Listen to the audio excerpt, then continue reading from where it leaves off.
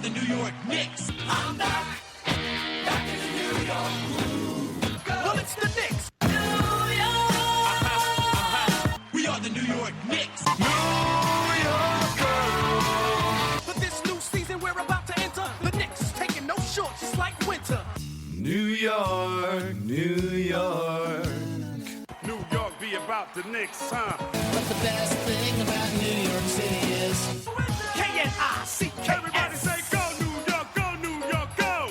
Everybody, it's New York Knicks Podcast, episode 376, part of the Almighty Baller Podcast Network. I am Jay, and speaking of the Almighty Baller Podcast Network, we have Sean from Ode to Oden, part of the network. How you doing, Sean? Good. How you doing, Jay? I am doing great. So you do a draft podcast. Yeah. And the Knicks have a draft pick, so this is really convenient. This doesn't happen every year, so I'm kind of amped about that. Before we get into all the draft stuff, though, the big news of the week, I think, is Noah getting suspended. Yeah. Oh, my God. I mean, I thought we were going to go an entire week without this team embarrassing themselves. Streak over. You guys are great because the level, like the quality of the complaining that you guys do, I mean, you just perfected it over so long. I mean, I haven't been listening, for many seasons at all, just the past few months, but I mean, you guys have this down to an art. Like what's going to happen, when some competency comes in and you guys are actually good again? Like what are you going to do? That's a whole different skill set, right? It's going to be awkward and weird. I don't know. I don't know what we'll do. I mean, even that one season we did when we had the 54-win season, we knew, I mean, we were excited, but we knew it wasn't sustainable. I mean, 5 of those guys were over 38 years old. So it was like, right, let's enjoy this while it lasts. If we actually get like a young core, we're going to be pretty happy. Yeah. So definitely. They're saying that Noah is suspended for 10 games this season. That's kind of bull. I mean, I'm probably one of the only guys that complains that his player isn't getting suspended. His suspension isn't longer next season. Yeah. But I mean, they announced he was out for the rest of the season, so we kind of got off pretty easy. So I'm just curious. Like, he is the subject of such ridicule. Like, whenever I think of Noah, it's hard for me to think about anything else other than the contract. I don't even know if I've heard you guys talk about it, and I'm sure the listeners don't want me to rehash this over and over again. But with this potential exciting new core that you guys have coming up with all these draft picks, and you're tanking for it and blah blah blah.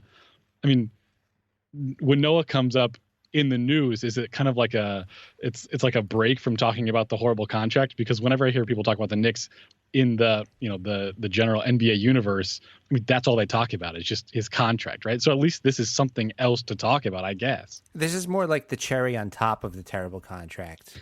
As if it wasn't bad enough, now he's already going to miss. I mean, I don't know if they're going to. I heard they might change their stance because they know he's out the rest of the season. Potentially, he's going to miss a quarter of next season. And that's if he's healthy, which he may not be. So, this just makes the contract even worse, which is, I didn't think it could. Appleboy said that he knew that head of hair was medically enhanced. Well, I wonder, who was it? Was it the end of last season or maybe the beginning of this season? Somebody was coming back from injury. Oh, was it Blake Griffin who was going to serve his suspension? And they had like a timetable for his broken hand. Remember when he punched whatever the trainer was, the best friend of him and DeAndre or whatever. Oh, yeah, and all of a sudden his hand got better. Yeah. And they brought him back knowing that, he would have healed in whatever time span. And there was some confusion whether he actually was ready to go or not, but he still served his suspension in that time. So, maybe you guys could pull something like that and so he wouldn't miss extra time. But like, if we're being completely honest, this doesn't really change anything, right? I mean, you guys are tanking, and I suppose you're kind of pro tanking, right? Like you guys don't want to win. I guess maybe playing Noah is in itself tanking. Him getting minutes maybe doesn't change that one way or the other. But this probably doesn't change any eventual outcome. It's just annoying or embarrassing or something. Yeah, I mean, I'm not exactly heartbroken because he's pretty washed up. It's just another thing that happens. I mean, it's like, Of course it happened, and of course the only player to get suspended for drugs this year was the Knicks. I mean, of course. Yeah, I don't know what to say. It's depressing, but the draft is here, and there's a lot of hope in the draft, like implicit in the draft and the whole like upside down rankings, right? Where if you're bad, then you get a high pick. I mean, that's what this thing is for. So, there's hope on the horizon. There is hope. Right now, the Knicks are doing their best to dash that hope. They're up by 14 in the third against the Pistons. They're in a 3-way tie for fourth. So, you know way more than I do about the draft. So I guess I'm guessing the Knicks are going to get somewhere between the 4th and 7th pick. Sounds reasonable. I guess there's a slim chance they go higher, but I mean, yeah, there's almost no chance. I mean, you guys are like, what? It's 5.5 games, right? Between you and Phoenix right now. So yeah, there's almost no way I think you guys make that up. So you're fourth, or well, I mean, if they finish with the fourth through 8th, maybe something like that. If they finish with the 4th worst record, they still have a 12% chance of getting that number 1 pick. So it's possible. But I think Fultz is pretty much everyone's consensus number 1, right? Definitely, no doubt. So I mean, we don't have to spend too much time on that. But yeah, I haven't watched too much of the tournament, but from what I hear, this guy's going to be great. Yeah, well, Fultz, interestingly enough, didn't actually make the tournament because he's on a horrible team, Washington, just like Simmons of last year. And I guess kind of unsurprisingly, the guy that I think will be the number 1 pick next year, his name is Michael Porter Jr. He just decommitted from Washington because they fired their coach because he was awful. And he committed to Missouri. And we're already kind of banking on the fact that 3 years in a row, Ben Simmons, Markelle Fultz, and Michael Porter Jr., granted, obviously a lot can change from now until then. But if he is the number 1 pick, then he probably won't make the NCAA tournament either. Oh, wow. So I don't know. That's just kind of interesting that, we talk about all of these players that, by the end of the year, it turned into the armchair psychology bit where you say, oh, he's not a winner because, he doesn't really care about it. He doesn't care about his teammates. He's quitting, blah, blah, blah. Is he really a winner? All these tropes, these stupid cliches. And, it turns out that, well, my prediction is that all of these guys are going to be perennial all-stars. So, it's just a little bit of nonsense. Interesting, but nonsense. So it's not like padded stats on a bad team?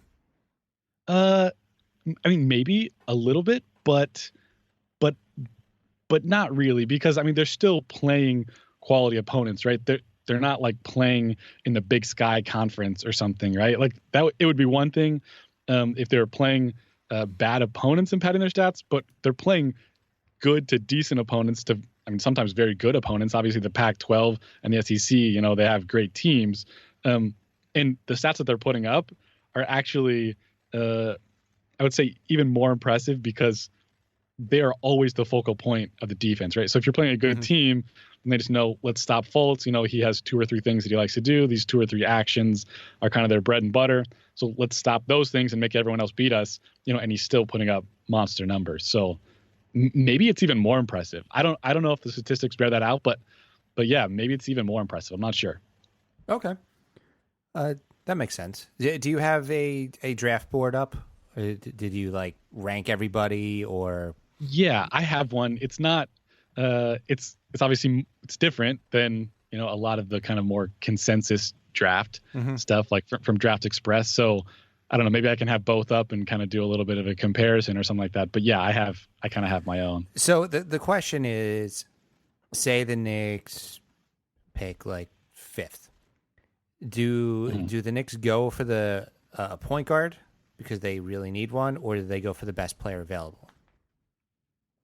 So that's a really good question. One that I think about a lot, and I definitely don't have the exact answer. But a while ago, because of the Sam Hinkie tanking thing and blah, blah, blah, there was a huge discussion around draft philosophy, like BPA, which is best player available, or do you draft for need? And it's I don't think it's one or the other. A lot of people are really hardcore BPA guys where you just take the best player available no matter what, no matter if you already have two centers on the roster a la Philly. I don't think that's probably the smartest way to go about it, because then you kind of get developmental and playing time issues, So like the assets kind of depreciate a little bit. I think you need to take a little bit of fit in mind. And so how I try to attack that problem, I don't, who knows if this is the best way or not. And this definitely isn't like, I'm not reinventing the wheel here, but I rank people in tiers. So, at your tier, if you have a fit issue, there are three guys in this tier. Like, for example, in tier 2, I have Josh Jackson, Lonzo Ball, and Jonathan Isaac. If you have a fit issue, and I can't even think of any of those teams that are going to be drafting in that range, like maybe for you guys, I don't know. Yeah, there's not even a fit issue there really, that you just take the best player available. But if there is a fit issue, then you should probably select, who you think the second best guy in that tier is, or whatever. I don't know. Does that make sense? Was that too convoluted? Yeah, no, it does. I was chatting with Strive earlier, and he said, I was talking about how I think Porzingis will develop a lot better and a lot quicker if we actually have a point guard. Yeah. And he was saying that the Knicks don't have a lot of 3-point shooters to spread the floor. They don't have guys that are good at shooting. And I said they don't have guys that are good at pretty much everything. That's right. So I don't think as need, I don't think any player is going to be a problem, because they're, at the very best, they have like one good guy at per position, and I think you're right. And those guys, all those guys besides maybe Porzingis, right, are probably not like long-term guys, but you wouldn't consider them part of your core. So I would probably list you along with the Lakers, the Suns. I mean, maybe the Lakers at like 2 guard with D'Angelo Russell, and Ingram at the 3-4, but those guys are pretty versatile as far as position goes. So maybe the Lakers, the Suns, Orlando, the Kings, and you guys are like, I would put kind of in this depressing category, of just like completely without any assets, or maybe just one asset that's a little bit versatile. Like Porzingis, I think defensively, you correct me if I'm wrong, you're the expert here, but from what I've seen and the numbers that bear it out, I think Porzingis is probably a little bit better playing the 4 defensively than the 5. Maybe you hope that he develops that, because that's probably his ideal position if you want to completely maximize, an offensive system around him. Mm-hmm. But I just think it makes sense for those teams that I just mentioned to just not care at all about fit and just go best player available, probably just because, they don't really have a core that they're building around that's going to mess with anything, if that makes sense. Oh, yeah. Yeah, absolutely. As far as guards, Appleboy wants to know, Fox, Monk, Smith Jr., Talinka, who works best with KP? Fox, Monk, Ntilikina, and who was the fourth? Smith? That's a good question. So I am really low on Fox, like way more than kind of the consensus is. I think that you should draft Fox after the lottery. He has the shooting woes are too great at this point, and I don't think he shows enough in other areas to make up for that. Dennis Smith Jr., he's like a huge question mark, just because there's like zero effort there at all, unless he's running the high pick and roll or he's in an ISO situation, like off ball on offense, off ball on defense, nothing. That's getting a little bit into like the armchair psychology stuff that I was talking about before, and I don't want to go too deep into the kid's personality and if he's a good kid, like intangible stuff. I don't personally know that, and I try, unless it's glaringly obvious, I don't fear it. Unless it's cousins, I don't really factor it in. Frank Ntilikina is somebody that I personally am very, very high on. He's not the point guard, which kind of I think scares a lot of people off. He's not a primary initiator. He's definitely an off-ball offensive player. He can run a little bit of kind of basic actions and make like 2 or 3 reads, right? But he's not going to be creating a lot of attempts at the rim. He rarely kind of gets all the way there. Off the dribble, he doesn't shoot a ton of threes, especially kind of in pick and roll situations, mostly in transition. But defensively, this guy's a freak. And as an off-ball shooter, he's really good. So I think that like he's like a super George Hill, which is super, super valuable, especially in terms of roster construction. You can put him anywhere. You can play him with the 2. In fact, right now, he's a French guy that plays for Strasbourg, SIG. And over in Europe, there are a lot of teams that have small primary creators, small like college players that couldn't make it in the NBA, but are dominant athletically and super, super quick. And so he plays a lot off the ball, although with his French team, in all of like the FIBA summer games, like the U16, U17, U18 games, U19 games, he's always the point guard. And against his peers, he's completely dominant. He won the MVP over the summer and was putting up just monster numbers. There's just so much there to work with, like a 7-foot wingspan, 6'5". Defensively, he's one of the most polished defenders that I've seen at his age. He's like only 18 right now. I think he's the youngest kid in the draft, if not like one of the 5 youngest kids in the draft. I know that I'm irrationally high. And then everyone probably, the answer to your question, everyone else would say Dennis Smith Jr. because he has all the physical gifts and the handle and like the start and stop hesitation stuff to be really good in a high pick and roll. Although I think there are tons of question marks and I'm not sure I believe in his jumper. So I guess my point is that I would take Ntilikina if you're like dying for a point guard, but for you guys, since you're not, that it may not even be kind of a question that you'll have to go down this difficult road. Oh, we're dying for a point guard. But patience, right? Like in the rebuilding, patience, right? Yeah, but I mean, the sooner we get a point guard, the better. I mean, that's kind of the foundation of, everything we need. But if you if you hit your wagon to a subpar point guard, it's just be more tragedy to come, right? I mean, so I guess my point is that don't force yourself into a point guard, like if you're having to, draft somebody who you think is in a lower tier. Like, I think I don't think you guys get. Well, maybe you get low enough to justify Dennis Smith Jr. And I think a lot of other people would say that, and maybe Malik Monk. I know that you had him in that category, but so yeah, he's definitely out of the question as far as like running sets and, reading the defense and that kind of stuff. His passes are pretty premeditated. Yeah, I don't think he's a point guard at all, although he'd be exciting for you guys, no doubt. Like if you fall in like the 6, 7, 8 range, Malik Monk is an interesting pick for sure. Okay. That sounds like you really want Ntilikina. Tikalina. Well, I mean, if those are my options, that's what I do. But if you guys are at number 4, sorry, go ahead. I was just gonna say, if we draft him, we should take bets over under on the first one of us to pronounce his name correctly. I give it about 37 to 40 games. Yeah, I think that's fair. I think there are actually some draft guys now that I interview who are like really locked into this stuff that are messing it up all the time. And yeah, it's a silent T, so it's like Ntilikina. I'm pretty sure that's right.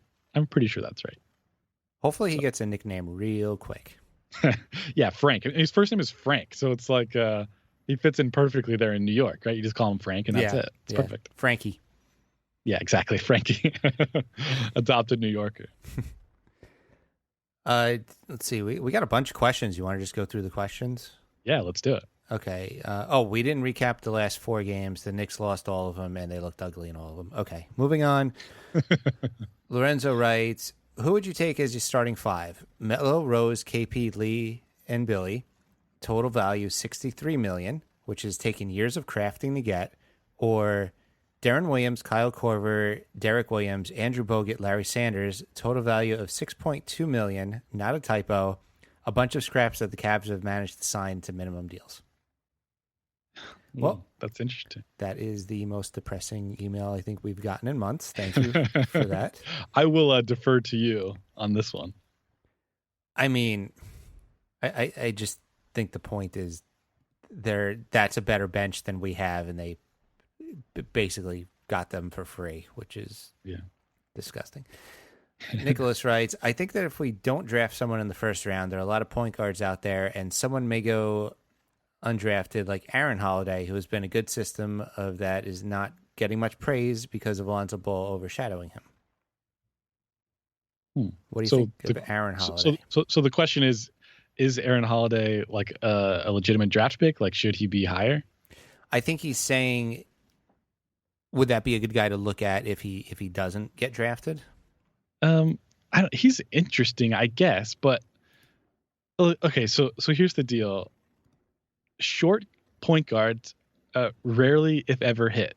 So like everyone's gonna say, "Oh no, what about Isaiah Thomas? What about Yogi Ferrell? What about Tyler Ulis? Looks really good for the Suns right now. What about this? What about that?" I mean, these guys are all the exceptions. Like if you want to play that game, like just like don't go bet, right? Like you never place your bet on like the 5% odds that someone's going to be good, and his ceiling wouldn't even be that high. Like if he was a lot better on defense, and he showed like a modicum of passing ability, then maybe like that gamble becomes a little more interesting. But a short guy who's just a primary creator, an isolation scorer who can't play defense and is not a great passer, although he's great at driving and honestly he's not. I don't know what his 3-point percentage is, but I know he doesn't spot up super well. Yeah, I guess that's a long way of saying no. I think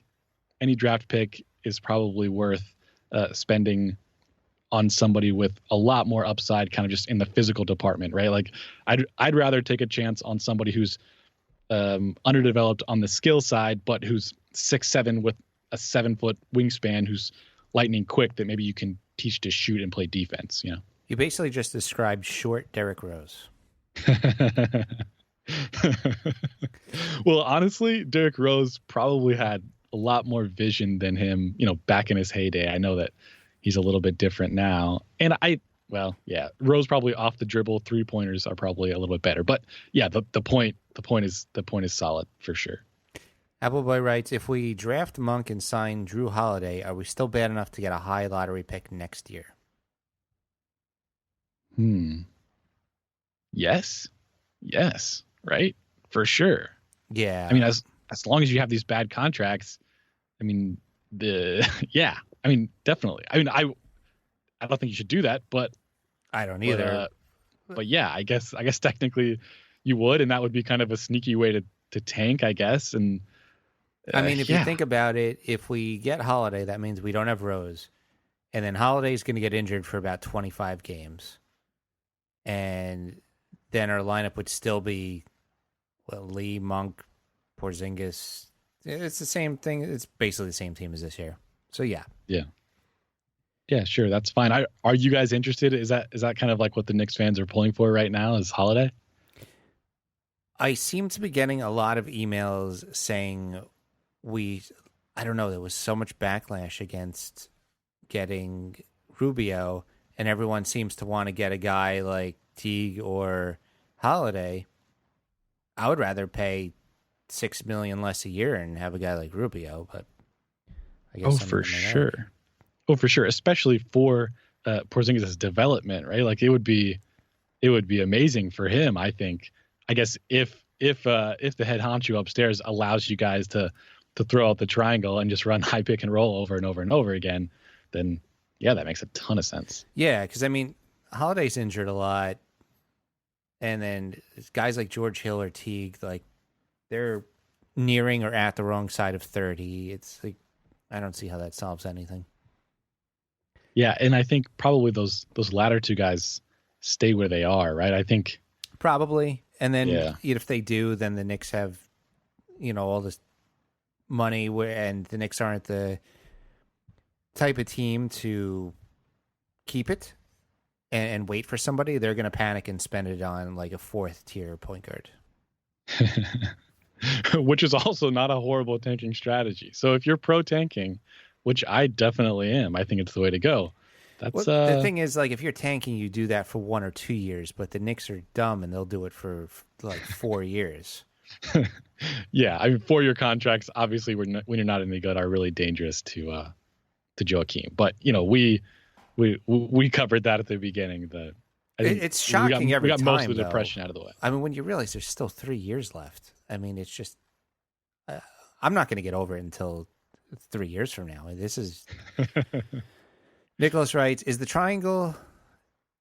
the triangle process, or trust the triangle, the fill process? And also, let's just say Phil gets fired. Do you trust Steve Mills to run the franchise? Oh my God. Honestly, this is bad, and I consider myself an NBA guy, not a college guy or whatever. Mm-hmm. I don't even know who this Mills fellow is. Oh, he was terrible in his previous jobs. Oh, who is he though? He's like your GM guy underneath Phil? Oh yeah. Okay.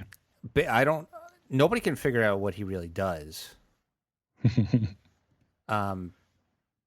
It seems like Phil calls the shots and Hornacek's the coach. So I guess Mills just nods when Phil says something.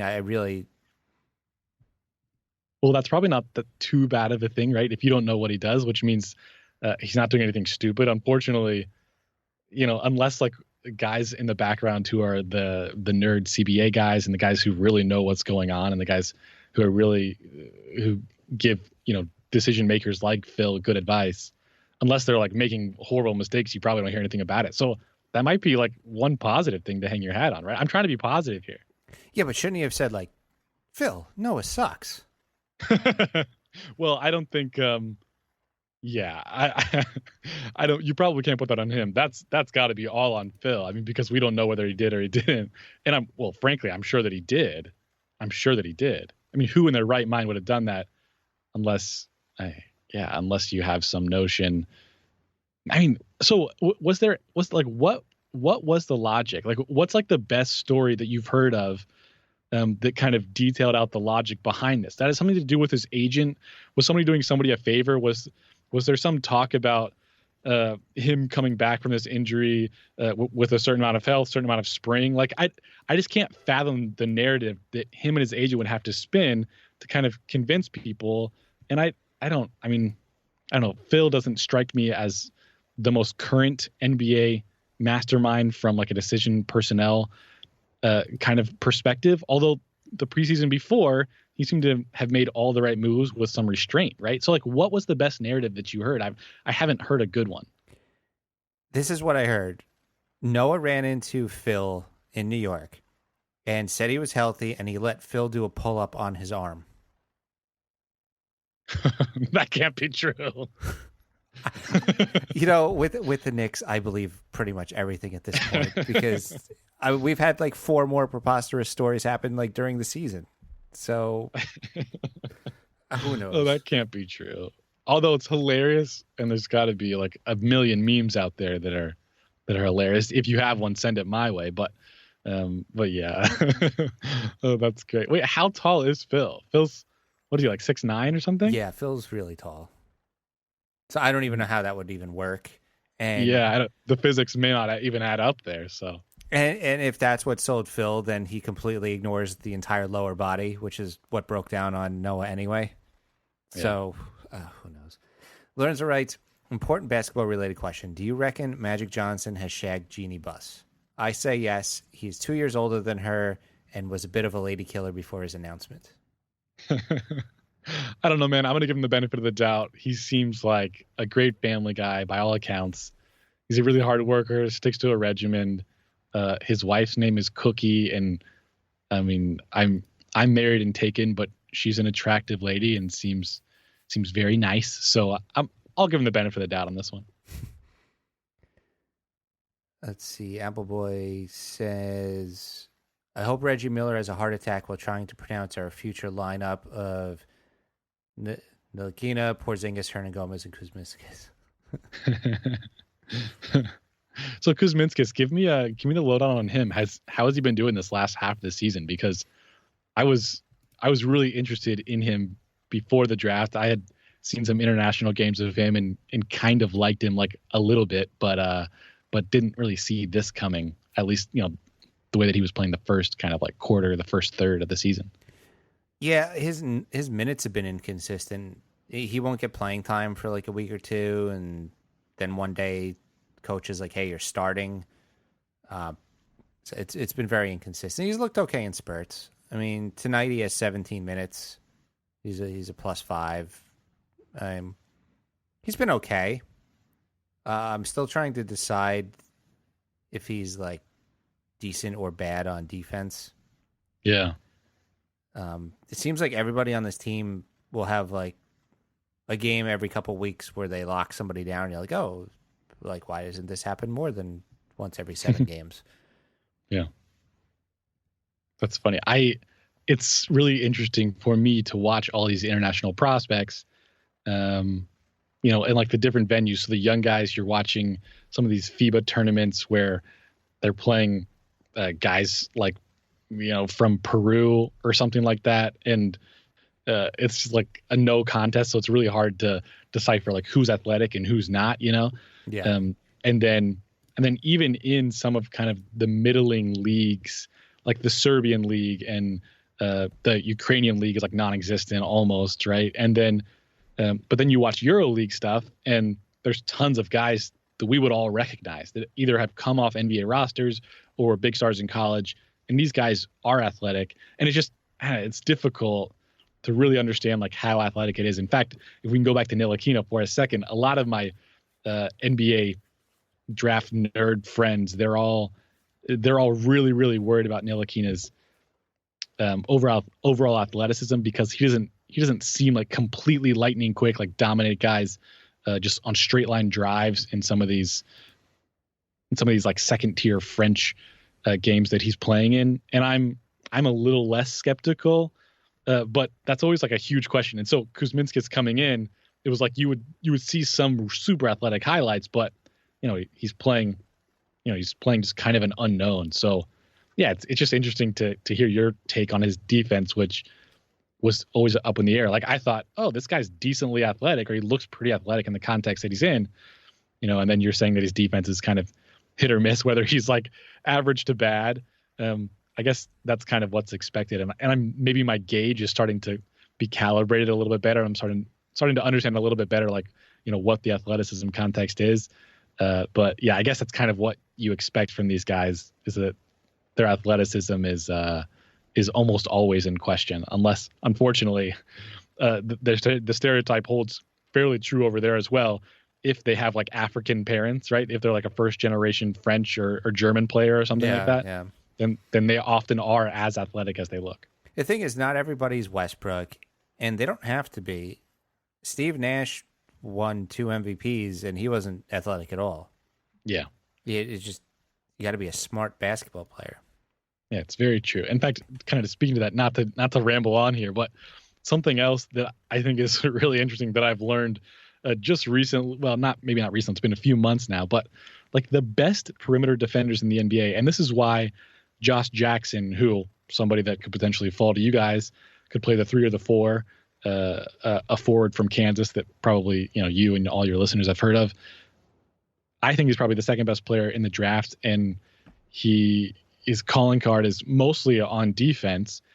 And some, like a few times when he switched onto the perimeter, his foot speed hasn't looked as good kind of later in the season as maybe we all thought that it might be, right? Maybe he's not this amazing lateral athlete that we all thought, but as I've kind of been evaluating defense just generally for all of these guys, you find out, and this jives with what you see in the NBA, kind of what you were just speaking to, that you don't have to be the lightning quick De'Aaron Fox style guy to stay in front of point guards and 2 guards and wings, athletic 3s in the NBA. Is a lot of it is like anticipation, which is a skill that's obviously really difficult to quantify and talk about, because what does that mean exactly? Is it you watching film before and scouting the player and knowing their tendencies, or is like your reaction time something about your nervous system that's different than everybody else's? I don't know. Mm-hmm. And then also strength on the perimeter is super important, because a lot of guys will kind of just get into you. You can be quicker than them, but the rules state that you have to be there before them.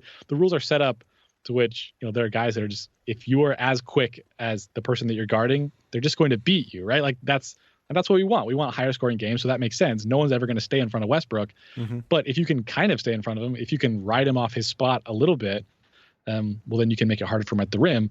But if he's a lot stronger than you, then even if you can get to the spot before him, he's going to put a shoulder into you, and you're not going to affect his jump at the rim, or him pulling up for that kind of mid-range pull-up game at all. Anyway, I guess long-winded answer for, I think you're totally right. Athleticism is not the end-all be-all. Has a lot more to do with intelligence and strength, I think, while you you have to meet kind of like a threshold of athleticism. Kawhi Leonard, for example, probably the best perimeter in the NBA. Not probably, he definitely is. He did not test off the charts at the NBA Combine at all. In fact, a lot of people were thinking, crap, we thought this guy was super athletic. He's really not the super athlete that we all kind of think that he might be. He tested reasonably poorly on the shuttle cones and the high jump and all that stuff. So I don't know. Interesting. Yeah.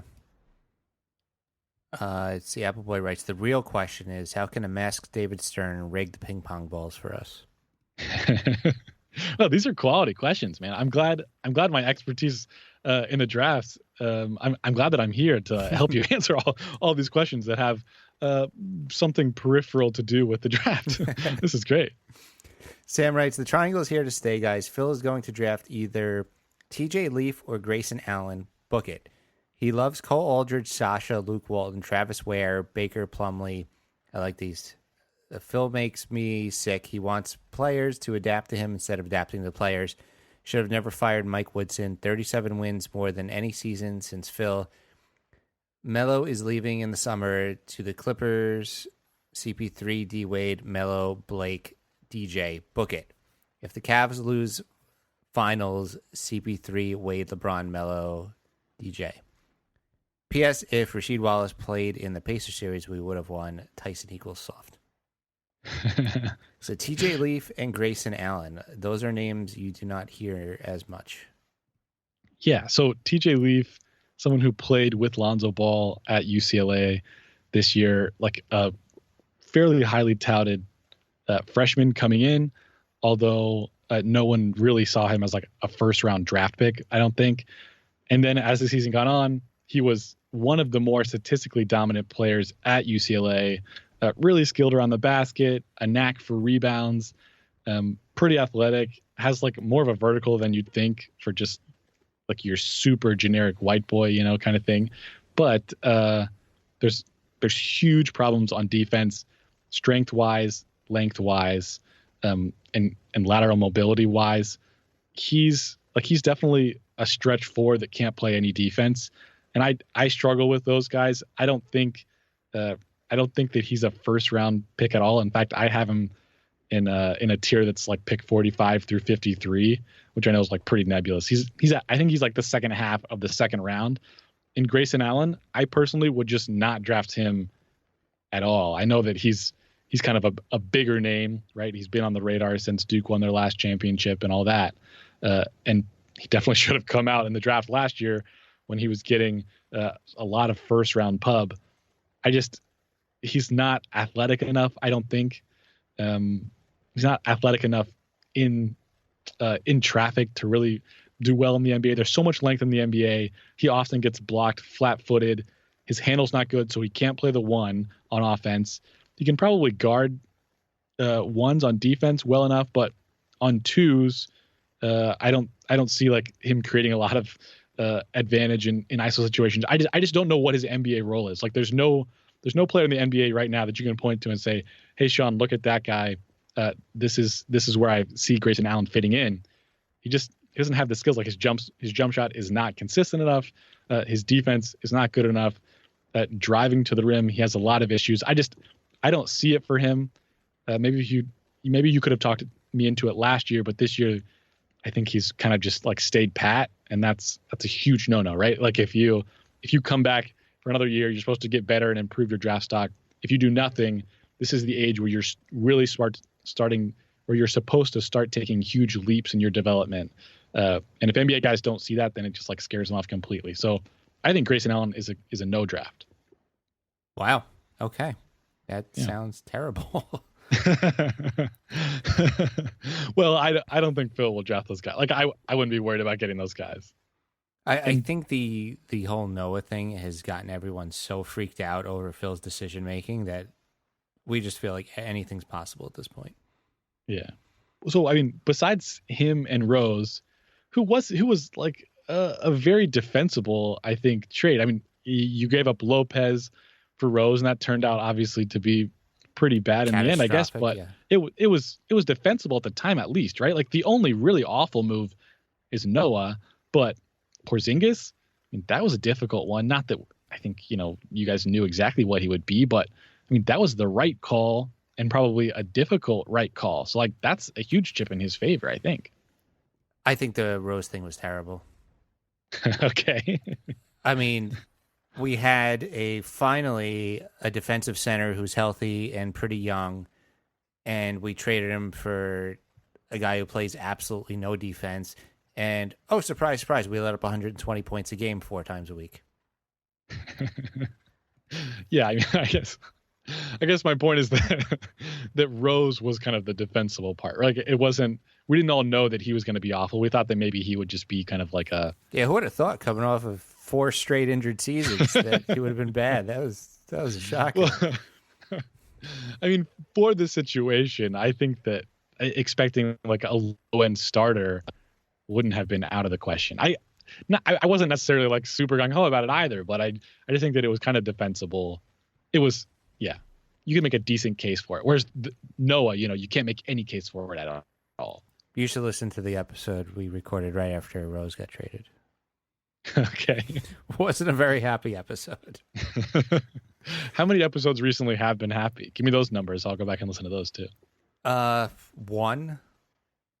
And what was that occasion? That was when we decided to just get excited about the tank race instead of the, we decided to just reverse course. We were getting mad at how bad we were, and then we just decided to embrace it.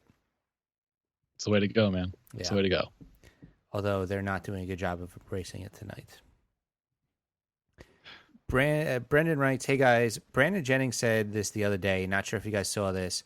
This is awful. Who do we think is to blame for this? Phil, do you think Horny plays a role, or do we think it's all Phil? So this is Brandon Jennings' quote.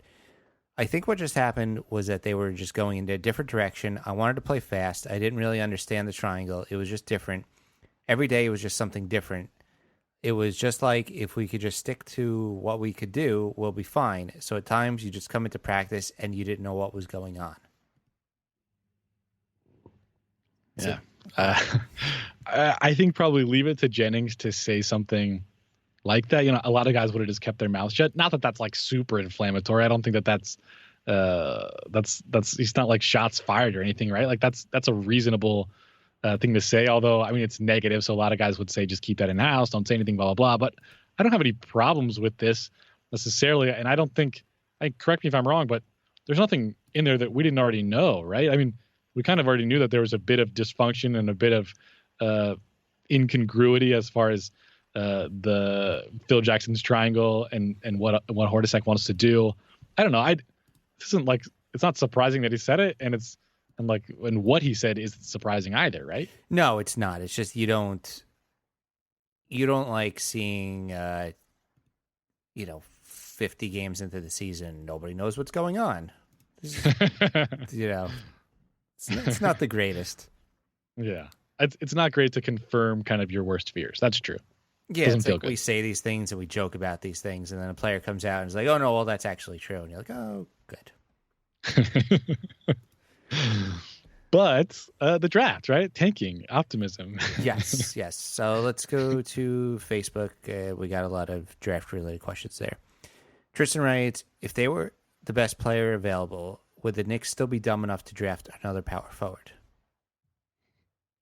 I'm trying to think who the power forwards.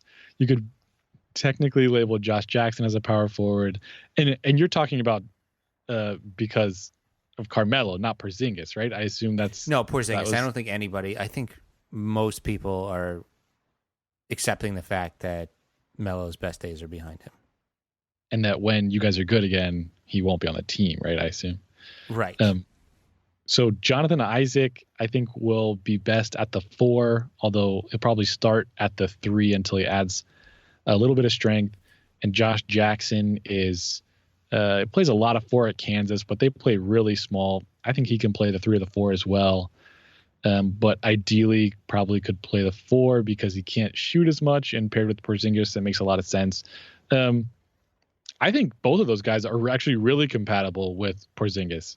And I don't know what you think, but I think Porzingis, like in the future, pushing him to the 5 makes a ton of sense too. I don't know.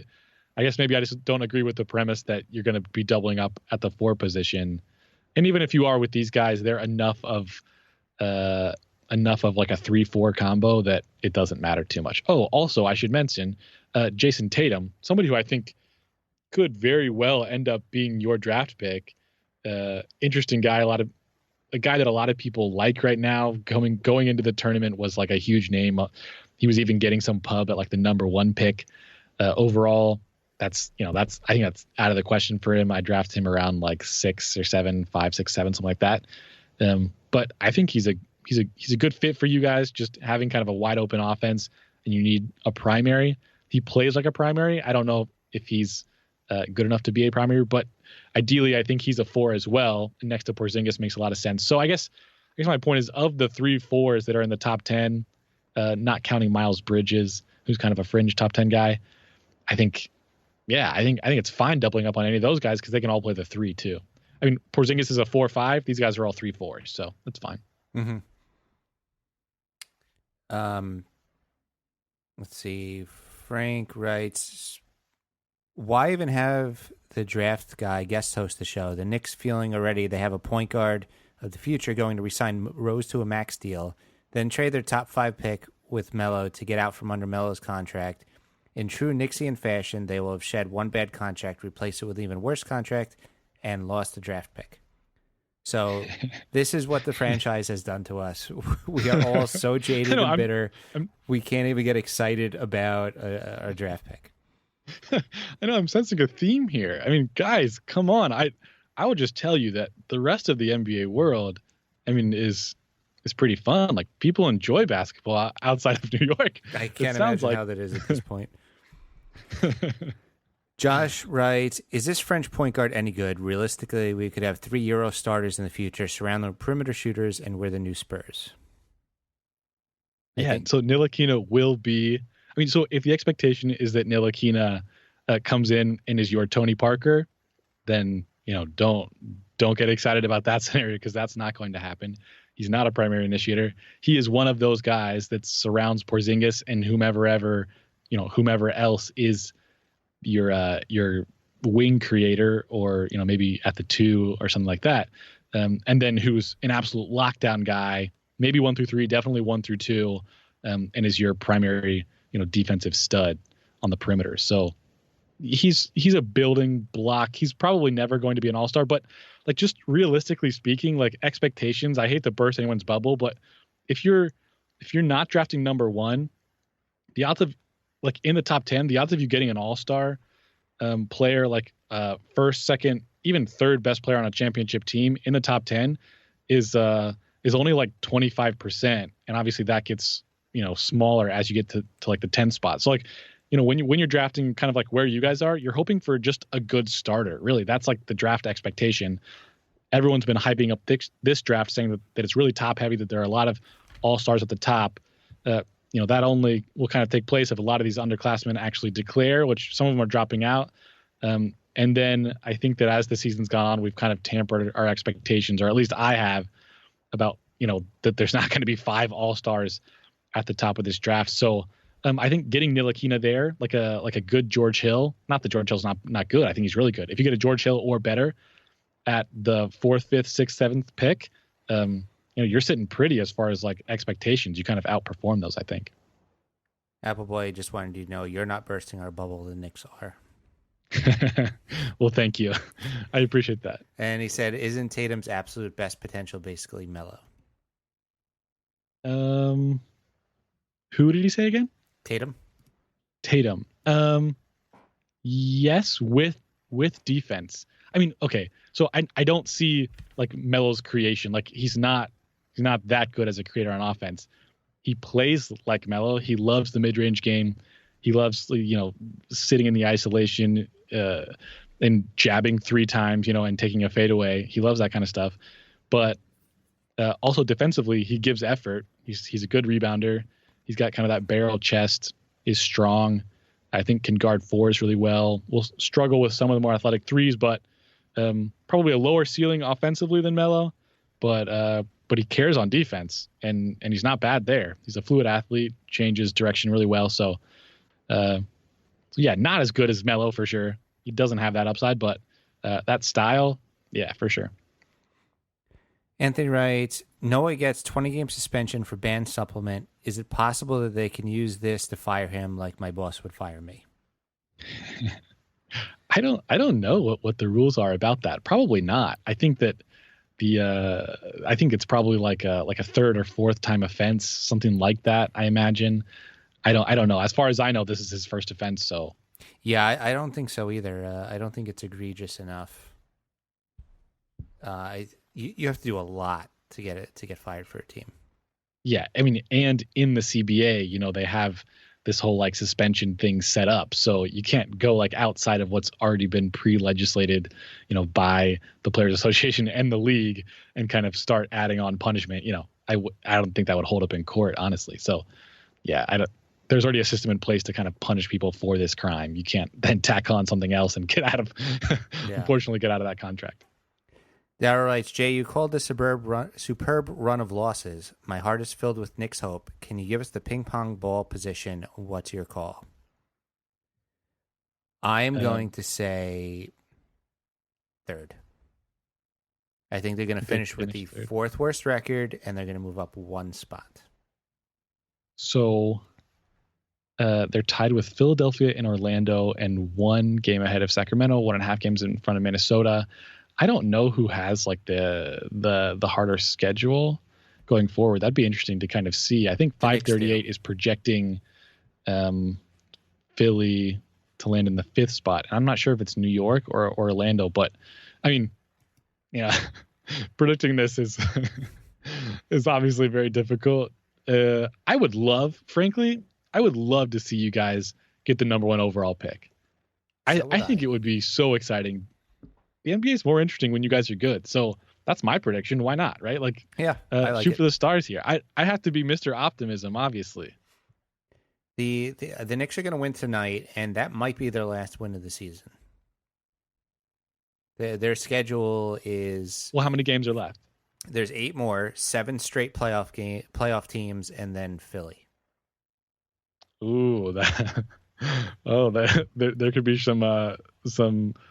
some serious ramifications, on that one. That's like a game that you don't watch, right? But you have to know the results, and opposite of like teams that are fighting for playoff seedings and stuff like that, playing for tanking seedings. Yeah. And what's the difference between the percentages? I don't even know off the top of my head. What is even the difference between the 4th and the 5th seed as far as odds go?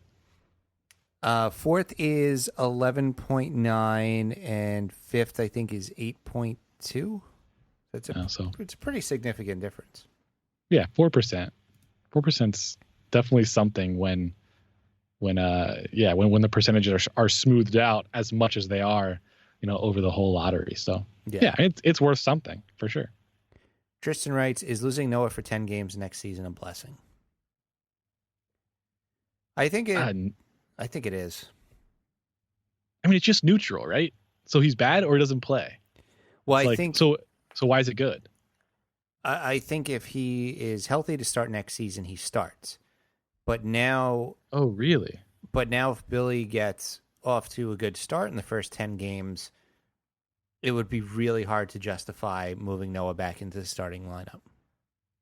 So are you guys prepared to tank next season as well? Or you want to see like good competitive basketball? Because honestly, if I were a Knicks fan, I would just enjoy the tanking also next year.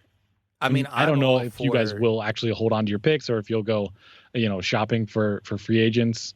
Obviously, landing somebody is preferable, but I think waiting this out and letting your young core, whoever you get this year, and Porzingis kind of pull you up the standings as they get older. I mean, that's the ideal scenario. I mean, that's how a well-run franchise would do it, but I feel like the Knicks would not do that. I feel like they're going to splurge. They're going to waste that $20 million. I'm not even going to entertain the idea of it being on Rose, even though he has 27, 4, and 6 tonight. And anytime he has a game like this, everyone ignores defense, and they're like, oh, my God, that's an awesome box score. Let's re-sign this guy. He's back. And I feel like some of those people saying that are Knicks management. So that scares the crap out of me. Yeah. Gosh, that's scary. So like the Brooklyn Nets, like you can't jump ship now, right? Like you can't just, because honestly, as horrible as this is, the Nets, oh gosh, I'm blanking now. Who was their GM? The Greg Popovich acolyte. I'm trying to think. What's his name? Smart guy, May or something like that. I'm drawing a blank too. I'm totally blanking. Anyway, I mean, he's a smart guy. They seem to be making of what they can, like reasonable moves. I guess they haven't moved Brook yet, which you would think that they would try to get something for him. Yeah, I was kind of surprised at that. Take advantage of his like one healthy season. Sell high. Serious. Exactly. But as depressing as their future is, I mean, you guys are making it sound like you guys are just destined to be awful no matter what. Do you think Phil Jackson stays after this season? I know they have that mutual opt-out. Yeah, I think he does. Although, I mean, that Noah contract, I know I keep going back to it, but I mean, if I was Dolan, I'd be like, all right, like we're done here, right? Like you made one of the worst moves in the history of this franchise. Yeah. I don't know. I mean, Dolan's decision making seems like that's also kind of unknowable, right? Like what he's going to do. Yeah. I mean, it seemed like he had the reputation of being a meddling owner. Yeah. And yet that's actually not really been the case, right? He's just hired awful GMs or awful team presidents and then handed them the keys, which is maybe worse, maybe not. No, he admitted that he did meddle in the past. And that's, in fact, I believe he meddled a lot during the Melo trade, and that's why Donnie Walsh quit, because Walsh was building something. Right. And Dolan got involved, made them give up the house for Melo. Walsh quit. And then I think Dolan meddled a little with the Isaiah years. And then Dolan finally said, all right, I'm bad at this meddling thing. I'm going to give the keys to Phil, a guy who's never had a job like this before, and I'm going to step back and not meddle. And weird that a guy who's never had any position like this at all didn't do good at it, but that's another thing. Yeah. Jaime writes, I want this team to just let Rose go, move Melo, and bite the bullet, and let Noah go. Start trading for the draft pick and start young. It's better than what these guys bring to the table. I definitely. I mean, that's pretty clear. So, can I ask you a question? Sure. Who of these top guys are you most excited about? I mean, you've probably dabbled a little bit, right? Like YouTube mixtapes, like, a few dunks here and there. I'm sure you've seen something. Obviously Fultz, but I don't. It's like praying for the number one pick is, I don't want to live in that fantasy world. I'm starting to really warm up to Josh Jackson. I know I want a point guard so bad, but I feel like this team has so many holes. You do best player available. Yeah. If you guys got Josh Jackson, I think that he's probably, well, that's not true. I think that I would draft him number 2 overall. I think that he probably doesn't have the ceiling that Lonzo Ball has. Like, he kind of has like a more narrow distribution of career outcomes, if that makes sense. It's a little more certain what he'll be, whereas Lonzo Ball has like a much lower floor, but probably has a higher upside, right? He could be this genius point guard and great off-ball guy, and his length and intelligence could make him a great defender. He could be that.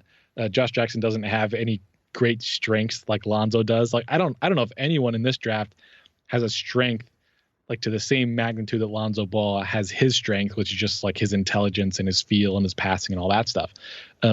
But Josh Jackson is just such like a prototypical NBA wing defender.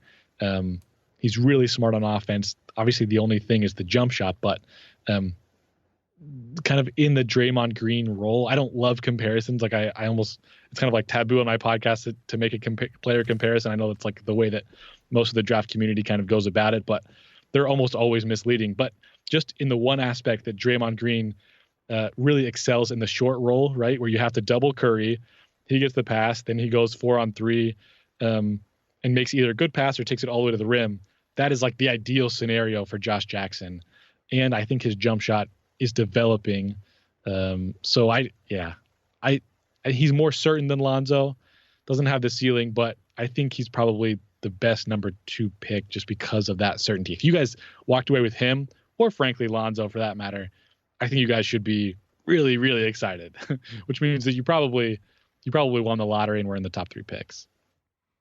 This relates to Kenny's question. Do we really want LeVar Ball soap opera to add to the Phil Jackson soap opera we are currently living in at MSG?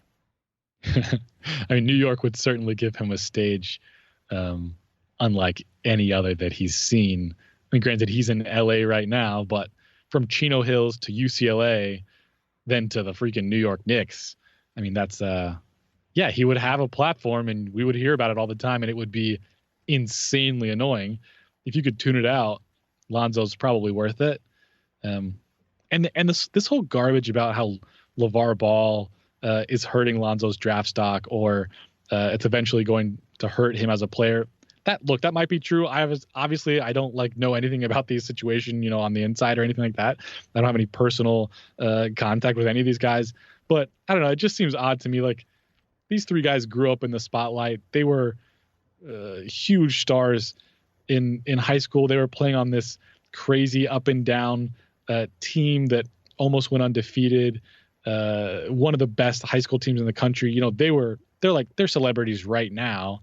And their dad's always been like, you're going to tell me that LeVar hasn't always been crazy. Like they grew up with this guy in their house and at least on the court, they're Lonzo is like the most composed player. I don't know that I can think of besides maybe like Ben Simmons or something. And then off the court, none of these guys are in trouble. I don't see like impacting how Lonzo actually turns out as a player, but it would be super annoying to have to listen to LeVar takes all the time, if you're a Knicks fan. So What I don't know. did you say today? And because I mean the New York media would milk it too. It wouldn't For sure.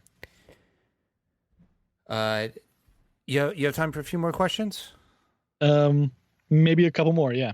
Okay, just let me know if you got to go. All right. Appleboy writes, serious question. What can we get from Melo at the draft? That's interesting. I don't know. So how many years does he have left on his contract? Is it 2? 2. And that last one is the player option, right? Yeah. That's interesting. I don't know. I guess it kind of depends on who you're trading him to. Obviously that matters. I think he's probably worth a first rounder after the lottery, I think. And frankly, most of those teams that have picks, so like from pick 20 to 30, Oklahoma City, the Utah Jazz, and the San Antonio Spurs are the only teams that own their own pick.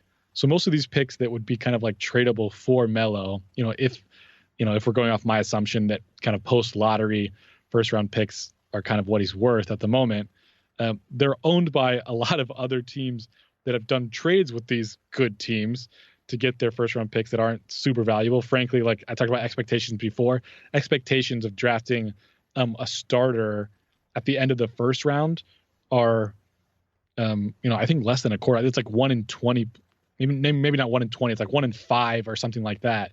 And then at the end of the first, it's like almost a coin toss whether these guys even stay in the league or not. So they're valuable in that they're cheap contracts, but you're not expecting anybody good. I guess to kind of sum up my point is that none of these teams that have these picks, Portland, the Magic, the Nets have 2 of them. Portland has another one. The Lakers, the Jazz. None of these teams financially or kind of in their rebuilding process make sense as a destination for him.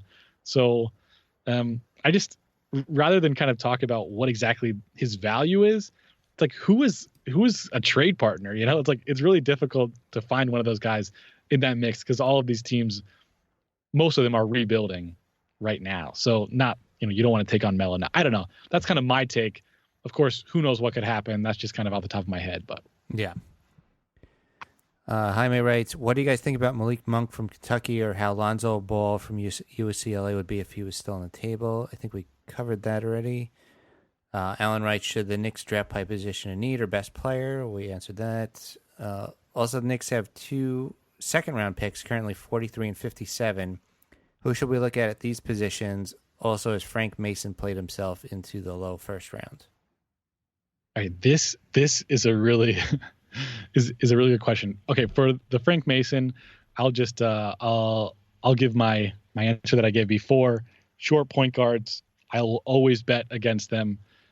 He's a decent player, but not somebody that I would waste a draft pick on. Somebody that I would try to, bring him in for camp and sign them to like, a 4-year guaranteed minimum deal or something like that. Have player control over him, or something like that where you could just cut him, whenever you wanted.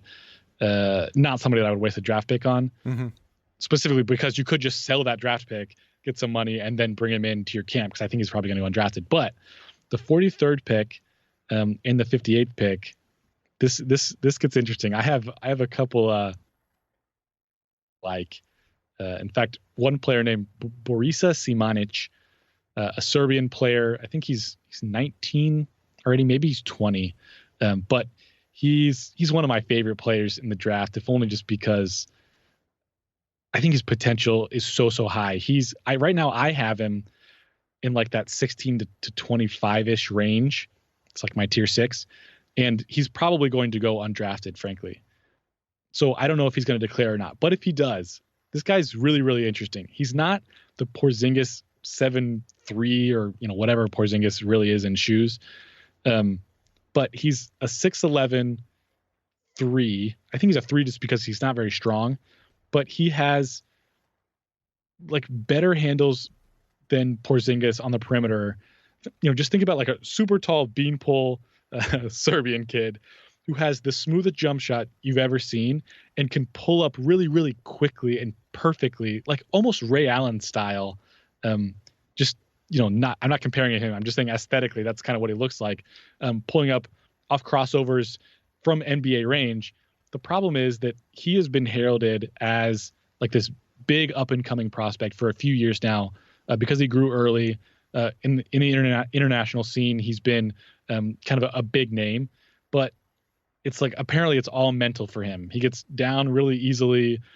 The team that he's on right now doesn't have a lot of minutes for him, and in Europe, they don't play a lot of these younger guys because they need to win now. Because if they don't win, then they fall to a different league and they lose a ton of money. So it's not like the Knicks, if they tank, they just stay in the NBA and they get revenue sharing and all that stuff.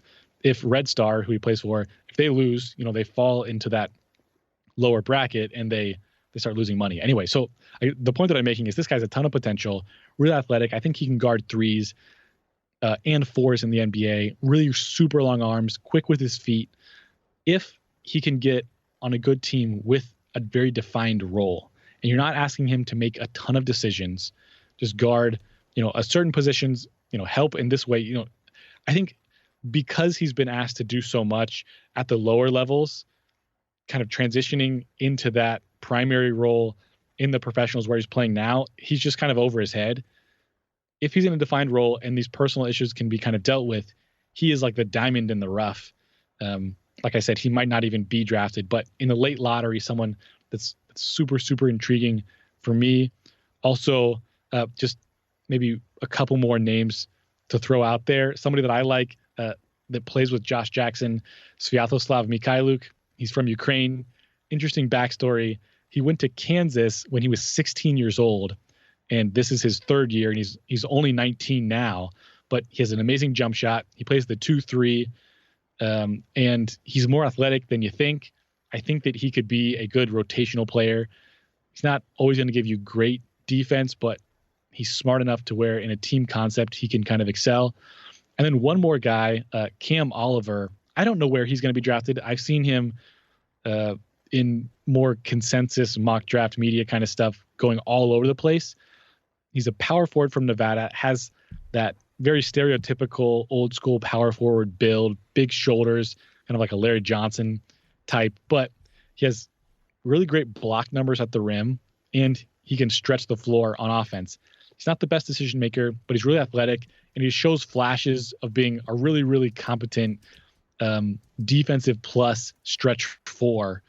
Really, really interesting prospect. Somebody that you definitely take a chance on, kind of in the mid-second to late second. And then the last guy that I'll say, Harry Giles, a big name coming into the draft who I had in my tier 1, frankly, because of a lot of people that I trusted, although I wasn't super high on him coming in. He was always kind of just a bag of potential, but he still has some of that potential that he showed. And I think that he'll probably declare. Well, actually, no, I don't know if he's going to declare or not. I think that he should, because his stock might fall even further. I think that people will still draft him at the end of the first, just on upside alone. But there's a chance that he declares and he slides into the second round. If you can get him, you can develop him. You can have him for 4 years on a guaranteed minimum contract.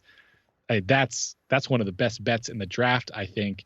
I don't think he'll pan out, but if he does, he's super athletic, super long, could be kind of a small 5 that can anchor a defense for a long time. So I don't know, interesting. Nice. Well, maybe we'll luck out in the second round as well. Yeah, definitely. Okay, last 5 more minutes. Does that work for you? Yeah. I think 5 is probably perfect. Yeah. Okay. Gilliam writes, what qualities do you look for in a player to fit into the triangle, and what is less important? Well, the triangle has always had the successful teams with the triangle has always had a really good scoring / decision maker on the wing. That's pretty obvious, right? But you also want a big who can pass from the high post, and another big, usually your 4 or maybe like your second 5. If you know, some of these old school teams were playing 2 5s when the triangle was really big, who could run the baseline really well, and was mainly just your rebounder. So, you know, I mean, if you really want to go this route, you find a defensive first point guard, aka Frank Ntilikina, who I've already talked at length about, who's a good spot up shooter, who could play off of, you know, your wing threat. So I don't know, maybe you're looking for, I don't even know. Josh Jackson would be, I guess, a decent fit if in that mold, as kind of a wing creator, although he's not a great jump shooter, but as a passer, that's definitely his best strength on offense, and has a high motor, would make the cuts that the triangle kind of lives off of really effective, crashes the glass really well on offense. And then as far as a big in this class that's good from the high post, there's really nobody that's worth drafting at the top of the draft for that. And okay, well, I'll just name this guy as kind of that baseline runner, the other big that you're playing with, the guy from the high post. His name is Zach Collins. Most people say that he's not going to commit, or he's not going to declare for the draft. He plays for Gonzaga. He's a freshman who's kind of gotten stuck behind Kurt Karnowski, who's their starting 5 right now. The huge, like almost 7-footer who can pass really well, is good on offense. Obviously Gonzaga is still in the tournament, so you know people might check out Zach Collins now. Highly touted freshman coming in, someone who I right now have in the same tier as Frank Ntilikina and Jason Tatum. I might come down on him more, but from the film that I've seen, he is like the prototypical NBA 5. He is really, really light leaper. Like his first and second jumps are almost identical. He's really long, so defensively that adds up to being a good rim protector. And then on the other end, being like, you know, the recipient of lobs, the motor guy that's running in that triangle system that's running the baseline, is going to box out perfectly every time, is going to get a lot of putbacks, that kind of guy. He's perfect for that role. He's not a creator. He's not a back to the basket scorer in any way, shape, or form, but just like the prototypical NBA 5 right now, that's him. I think his jump shot's pretty smooth from the free throw line. He's really good and could develop from like 15 feet, kind of the elbow range. Although as a decision maker and a passer, you know, he's not really there, and I don't think you ever expect him to be that. But he's a very, very interesting player. So if you got him, pairing him with Porzingis could be really interesting, I think. So those are a few guys to look out for. Awesome. That is way more informative than we could ever be with the draft stuff. So thank you so much. Gilliam, I know you had a few more questions, but I think we covered most of those in the other ones. So sorry we didn't get to read them. So Ode to Oden, that is your Twitter and your website. So follow Sean, check out his stuff. Very, very knowledgeable with the draft stuff. I was impressed. You even knew players in the 40s and 50s, which we couldn't even pronounce. So there are a lot of guys in this draft that you can't pronounce very well, that I probably am not pronouncing very well. One hint on player pronunciations in this draft coming up, when you draft your new favorite Serbian player, the C's are almost always hard. They're almost always the ch sound instead of the cuss sound. Or they're almost always soft. Almost always the church sound and not the car sound. Anyway, a lesson that I've learned recently. Awesome. So thank you so much for joining.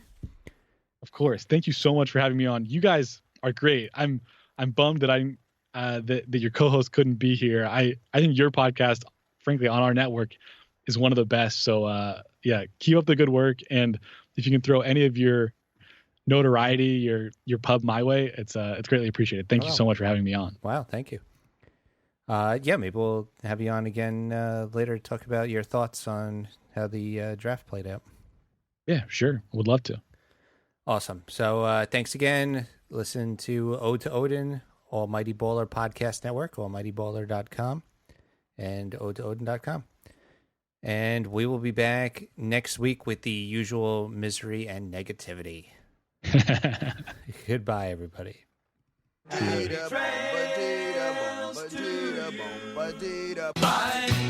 love. Goodbye, everybody. Goodbye. It's all over. Goodbye. It's time to go. This is the end. Say goodbye.